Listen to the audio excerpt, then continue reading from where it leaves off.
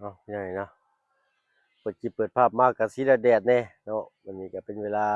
9 โมงปลาย40 โมงแล้วเป็นไงเนาะ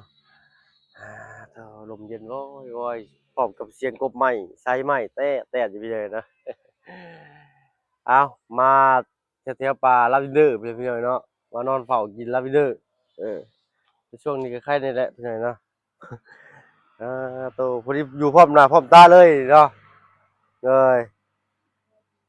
สบายดีน้องๆสบายดีทางเบาไร่นำพี่หน่อยเนาะ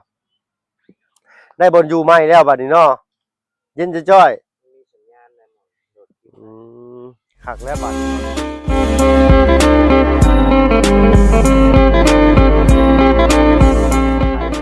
เนาะกับใครสบายดีเพื่อนใจดีFCเบิร์ดทุกท่านเช่นเคยพี่หน่อยเนาะพากันมานอนเผาปกม่วงบัดนี้เนาะบ่ล่ะพากันกินข้าวกินน้ำแล้วเจ็บท้องเมื่อคืนกินมะม่วงญาติของน้ำเบาไล่ข่าวแต่เช้าๆผมเช้านี่ก็ได้แล้วสิสักปากแล้วก็บ่ได้สักไปกินข้าวเลยโอ้ยเห็นอยู่พ่อกินข้าวนั่นไปกินพันดีอยู่บ่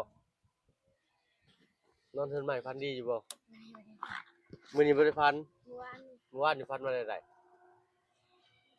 เมื่อวานนี่พันมาได้ได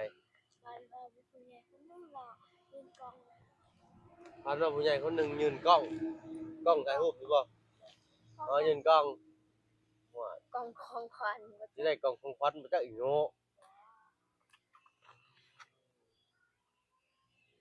ตาตูตาโปพี่เลยเมื่อคืนนี้กินตำหมี่ก่อนเข้านอน2 ห่อผู้เดียวตาบวมขึ้นตาตำเองเนี่ยบุยไผกินน้ำซ้ำจะพายกินข้าวแล้วล่ะนักตาขนาดเลยอ้าวได้มือได้ยามเลยเด้อน้องเจดีอาจารย์ลาบอกนะบ่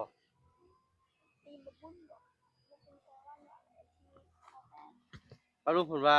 บ่ได้ยินเสียงน้องๆเพิ่นเนาะช่วงนี้ก็เว้าเสียงดังแน่เนาะเว้าเสียงดังขึ้นหน่อยนึงเพิ่มเสียงเด้อเนาะไผบอกจะบ่บุญชลวันก็เพิ่มเสียงอีกหน่อยนึงไม่ตัวฮะบ่บุญชลวันสำนี้พอดีเนาะพอดีถ้าอาจารย์ลาวได้โอ้ร่วมกับทีมงานแล้วแหละว่าวันที่28นี่เลยเนาะยกชาวบ้านเตรียมความพร้อมเด้อชาวบ้าน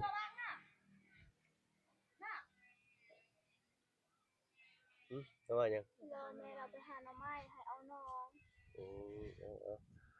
เนาะวันที่28พี่น้อยเนาะได้เลิกงามยามดีทางอาจารย์ลาวเพิ่นว่ายกชาวบ้านที่28มีหรือบ่ถ้วยบวงสรวงชามก็มีอยู่เนาะคันว่ามีแล้วก็ทางบ่าวสิบ่ได้ซื้อมาให้ทางปารุง FC เพิ่นก็ยังอยากให้ซื้อกระติกน้ำพี่น้อยเนาะไว้ทางช้างเพิ่นแม่จะไปใช้มันคือบอดเพิ่นมาเบิ่งอันนั้นเมื่อแต่อ๋อภูเขาแล้วหรือบ่บัดบ่ได้ไปเบิ่งครับนี่เลยเนาะท้องห้องบ่ได้กินข้าวกินน้ำเนาะภายในยังบ่ได้กินข้าวก็ค่อยอ่ะตอนเช้ากูมีชังเชื่อแหละกูมีแล้วค่อยยังบ่ได้กินข้าวซ้ำบ่ได้กินข้าวซ้ำแต่แม่ไปหาข้าวมากินไปมีแต่นี่เห็นเธอมานั่นนี่เธอเอามานั่นเฮ็ดเขาเฮ็ดกินเฮ็ดเฮ็ดนั่นเฮ็ดจุดเฮ็ดปวกบ่เฮ็ดปวกเฮ็ดจุดจุดบ่ได้จุดบ่เคยเห็นบ่เฮ็ดปวกก็เฮ็ดจุดบ่ได้เว้าแต่หึงอะไรพี่น้องเจ็บปูกันเจ็บปูแล้วเจ็บบ้าว่าเฮ็ดปวกแต่เฮาเจ็บบ่เจ็บแล้วเฮาเจ็บเจ้าไอ้ผ้าเจ็บแล้วเจ็บผ้าเจ็บเราเจ็บบ่เขาก็เว้าเป็นคือกันแต่ภาษาเราถึงเอาว่าเจ็บบ่เจ็บแล้ว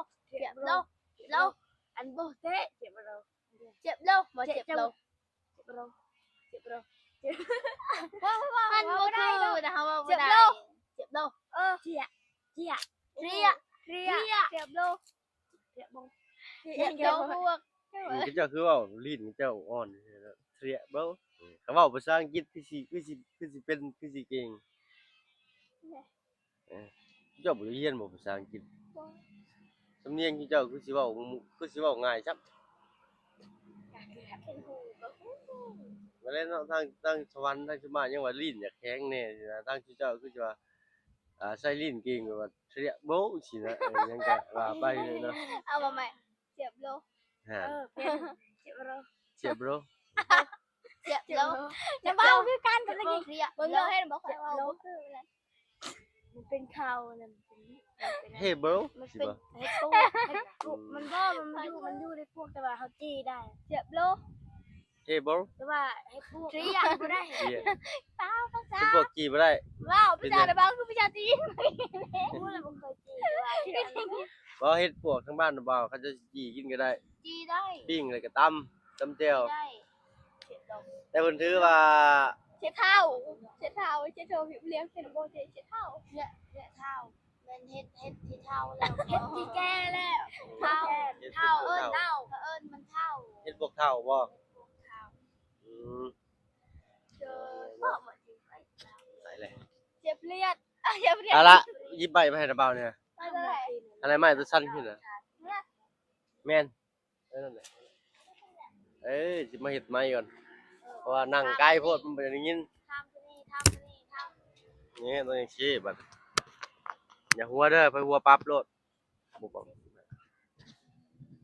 กลางบัดนี้เด้อเนาะโอดเอาไปหัวเห็นแขวนี่ปั๊บบักซิบ เอ้า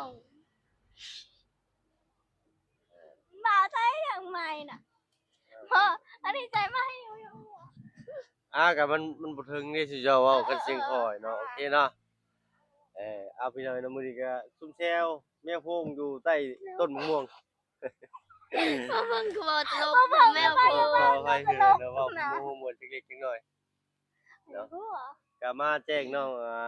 ใจดีเพิ่นตื่นอีกพี่น้อยเนาะว่าวันที่28เด้อวันที่28พร้อมเพลงเคียงหน้ากันย่อชาวบ้านเนาะ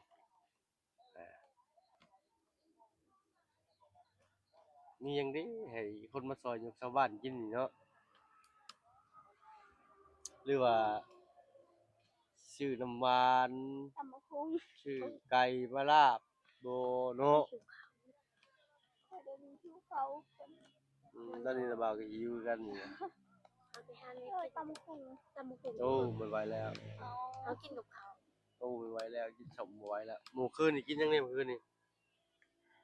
ตำกินตม่วงแล้วก็ตำมีโอ้ โอ้เพิ่นก็ยังกินอีกบ่ เขา เมื่ กิน อย ชามที่เทือก เมื่อกี้นี่ยังกินหลายอย่างเจ้าสิเป็นกระเพาะบ่จะบ่กินข้าวมีไผได้เข้ามาแล้วมื้อนี้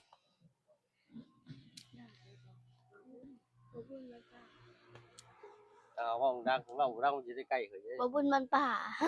แล้วก็ไผอีก อาจารย์ลาว แล้วไผอีก บ่มันจะบ้าน 3คนเบาไล่พร้อมพี่น้อยเนาะ บ่ไล่เนาะ นั่งกัน เขาลืม บ่ไล่เอาลืมบ่ไล่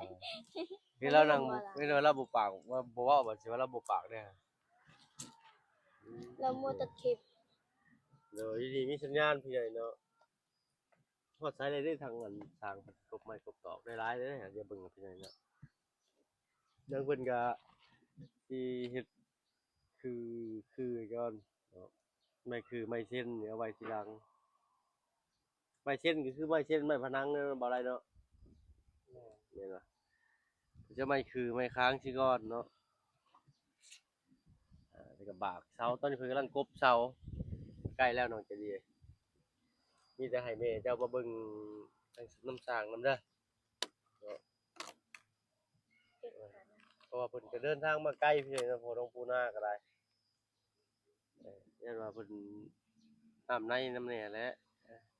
เพิ่นอยู่คงกินนี่ก็บ่ได้มีหยังรับต้มหน่อหมอกหน่อไม้ไปซั่นแหละพี่เนาะเพิ่นก็กินง่ายอยู่ง่ายอยู่คนทางนี้ก็ได้เฮาคือกันเนาะมีแนวสิกินก็กินง่ายคือกัน เดินมาใหม่มุดเข้าหาแล้ว เพิ่งเอาหาง หาหาอยู่คู่หัวอันน้ำบิน หามันก็เขาหา ขึ้นมาหาอยู่เทิงพุ่นบ่ บ่เฮาหาแล้วหมดแล้ว บ่เอาไปหาเบิดเลย เขาไปหา แถวใกล้ๆอย่างนี้เถอะเดี๋ยวเขาไปเอาไข่มดแดงน่ะ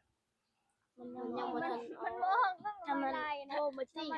แค่ มัน นั้ น่าน เห็ เห็ น น มันร้าย ก่อนอ้าวจะช่วยเธอ ว้าทำไมไหลยังบ่เมื่อคืนนี่กินต้มทำไมไหลหั่น อ้าวมันบ้านเขาอยู่บ้านเขาบ่มันอยู่ ต่างกันแต่ครั้งนี้มันจะออกซากกว่าน้ำไม้อันนั้นอีกน้ำไม้ที่น้ำเบาห้าน่ะมันออกก่อนแต่ว่าน้ำไม้ลอยน่ะมันออกกำลัง เมื่อคืนนี่เขากินทำไมไหลเนาะบ่ไหลเนาะจักเพิ่นเอามาได้ใส่ บ่ไหลน้ำไม้ไหล จักเพิ่นเอามาได้ใส่เมื่อวาน มันต่างกันแหละอยู่บ้านเฉลวมีเนี่ยมันออกเฉลวมันออก มันต่างกันบ่ที่มันออกไว้ก็ออกไว้ บ่ชุ่มน้ำเนาะ จะกินคือกันได้ อ๋อพี่น้องเนาะตาบวมหัวดีนี่ เมื่อวานนี้บ่เพิ่งเจ็บคอมื้อนี้จริงอีกเจ็บคอแล้วมื้อนี้บ่เพิ่งตาบวม กินมีหลายโพดตอนแรกก็บ่บุญต้มมาม่ากินแล้วยกหนึงบ่ไหลกับลุงหนวดต้มอีกบัดนี้ถ้ามาเพิ่งมาตำมีบัดนี้โอ้ ก็อยากกินตำมีเนาะ ตำมีใส่กี่หน่อไม้ใส่ผักกูด แซ่บเลยบ่เพิ่ง โอ้แอม ก็อยากกินเลย แอมดึก อยากกินบ่ เฮ็ เค ด ยกิน จ่อยๆเมื่อคืน มื้อนั้นบ่เพิ่งว่าสิตำมีบัดแท้จริงบ่เพิ่งมือป้าเอามื้อนั้น มื้อใด เอ้ามือที่นะบ่าวมือว่า มื้อกระทันหันนั่นบ่ แม่น เออ เอาถ้ากินตำมีคักแน่ ตำกินเยอะถ้าก็ติดใจ โอ้อยากกินมื้อใดก่อนมื้อใดเฮาเป็น มื้อนี้ตายังบวมอยู่ เฮาเป็นเฮาเป็นมีเฮาว่างๆเฮาเป็นยืนลุงเฮาใช้บ่เพิ่งตำมี เอ้าน่ะบ่าวสิอยู่บ่น่ะบ่าวบ่ได้ซื่อได้ เพิ่นบางทีบ่เพิ่ง บ่ได้มักอยู่ซื่อได้จักขี้เที่ยอยู่แล้วป้ามีแต่พาปลาลุงขึ้นไปเบิ่งแล้วก็เที่ยนะแต่เพิ่นกบไม้ได้จักเส้นจักตอนเลยนะไปน้องใจดีเฮาไปกันเด้อน้องเอ้ยสบายดีจ้ะไปเอ้ยไปน้องใจดียังพาปลาลุงขึ้นไปเบิ่งแหน่ต้องเลยนะฮ้อนแดดวีแล้วบาดนี้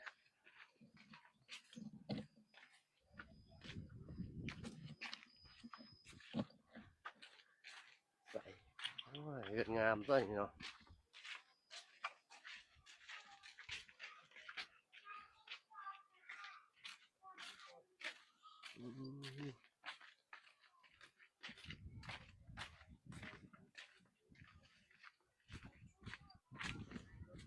ทั้งสร้างเพิ่นแดดที่เลยเนาะนี่ไม้จากที่ว่าโค้งๆมันนี่ก็สิโอ้หนักแท้นี่อ๋อโอ้โห จังอัน ไม้แผ่นเดียวตอนเดียว เป็นเดียวบ่ เป็นสิเฮ็ดคือมันก่อนว่าน้องเกดีสิได้ต่อไม้ให้พี่น้อยนะมีบ่มกล้วยคันเอามากล้วยชุกแล้วเอามาห้อยไว้ให้ไอ้สร้างเพิ่นนำนี่ก็ได้ว้าโธ่พี่น้อยนะมาเบิ่งพี่น้องมาเบิ่งพี่มาเบิ่งเสาไม้พี่อ๋อต้นไม้อีกผักแท้นี่สวัสดีสบายดีเด้อๆสบายดีพ่อน้องกูหน้าพี่น้อยเนาะอ้า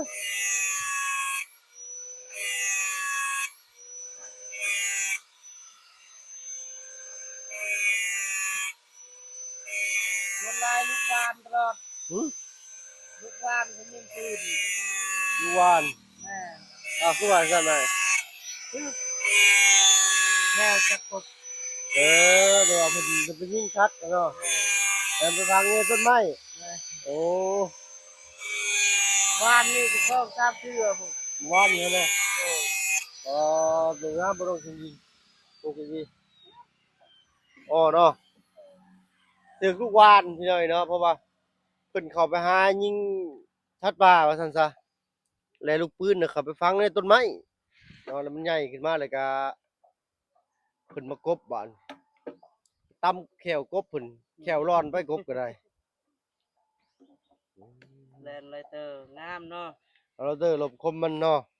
เด้อโอ้ยนั่นได้ช่างอ้ายช่างว่างามใส่พะโลดเนาะพอน้องปูนาเพิ่นอันนี้ก็แม่นบ่ บ่แม่น อืม จะบอลเดียวนี่จะ นี่เนาะ แม่ โอ้ ปืนปะอยู่หันเลยลูกวาน ไม่ใช่ อยู่บอลนั่งกันเลย เพิ่นก็ยิงเข้าเลิกกะลีนี่เนาะ ย่านแต่น้อยไม่น้อยเลย โอ้ยิงกี่ต้นยังน้อยแล้วมันใหญ่ขึ้นมาเลยนี่ห้อยลูกปืนนี่อันนี้เป็นไม้ยังไงฮู้บ่ อู้กันเลย ไม่เนื้อเนียนเลยเนาะ มันคล้ายๆกกมากว่าเลย คล้ายๆไม้หวา แม่และไม่ว่าน้อย ด้วยไม่บอกหวาที่เพิ่นกินหมากเพิ่นบ่ แม่ เออ ค ไม่ ล้ายๆกกตัวนั้น ไม่ จักแล้วผู้จักเพื่อน หาได้หายากได้ไม้หวาครับมันสิหาต้นชื่อหน่อยเนาะส่วนมากไม้หวาที่ต้นน้อยกับต้นงอโค้ง เตาเพื่อนเฮามีแต่ต้นใหญ่บัดมันจะเป็นแกนน่ะ ๆเหนื่อย มันออกสีแดงๆเลยนะ อันนี้ไม้ยังมีเปลือกมันอยู่เนาะมีที นะขออนุญาตเด้อ โดยเอาโดยใกล้แล้วน้องจิน้องจะดีเลยอันนี้เป็นกบเสาหรือกบไม้ยังก็อ้ายกบเส้นมันบ่นี่คือ ไม่เช่น ไม้เส้นโอ้โดยเอาเริ่มเลยบาดเลย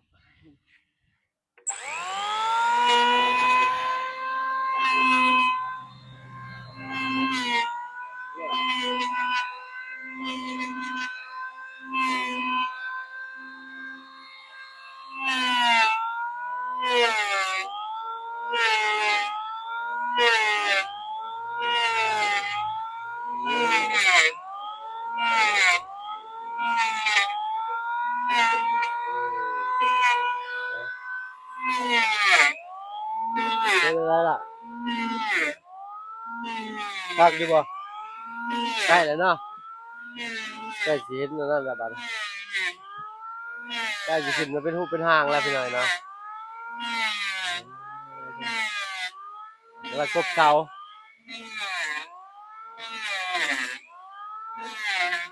โทรโตพี่น้อยเนาะไปฉันน่ะบ่าวไปทางอื่นก่อนเด้อขอบคุณคลิปหน้าคลิปนี้ไปละสวัสดีจ้ะไปพี่น้อยเนาะเอาช่วงนี้ก็จักสิอัปเดตหยังให้พ่อลูกเบิ่งพี่น้อยเนาะก็มีแต่บ้านช่องข้างๆน้องเพิ่นนี่แหละพี่น้อยเนาะก็มันยำมันแยมไปพี่น้อยเนาะบ่มีหยังน่าตื่นตาตื่นใจตื่นเต้นช่วงนี้ก็ได้ขอโทษขออภัยในเวลาพี่น้อยเนาะตอนจะได้ก็ฝากติดตามรับชมนี่เด้อพี่น้องเด้อเนาะครับเป็นกำลังใจให้ทีมงานเฮาเบิดสุบุทุกคนนั่นล่ะพี่น้อยเนาะก็ฝากกดไลค์กดแชร์ให้นำแน่เนาะสำหรับที่นี่ถ้าว่าเพิ่นก็เว้าหลายยายห่างแล้วพี่น้อยเนาะก็สิขอตัวลำลาก่อนเนาะขอบคุณที่เข้ามารับชมช่อง YouTube บ่เพิ่นเวลาอีกเช่นเคยพี่น้อยเนาะอะไรพี่น้องสบายดีจ้ะ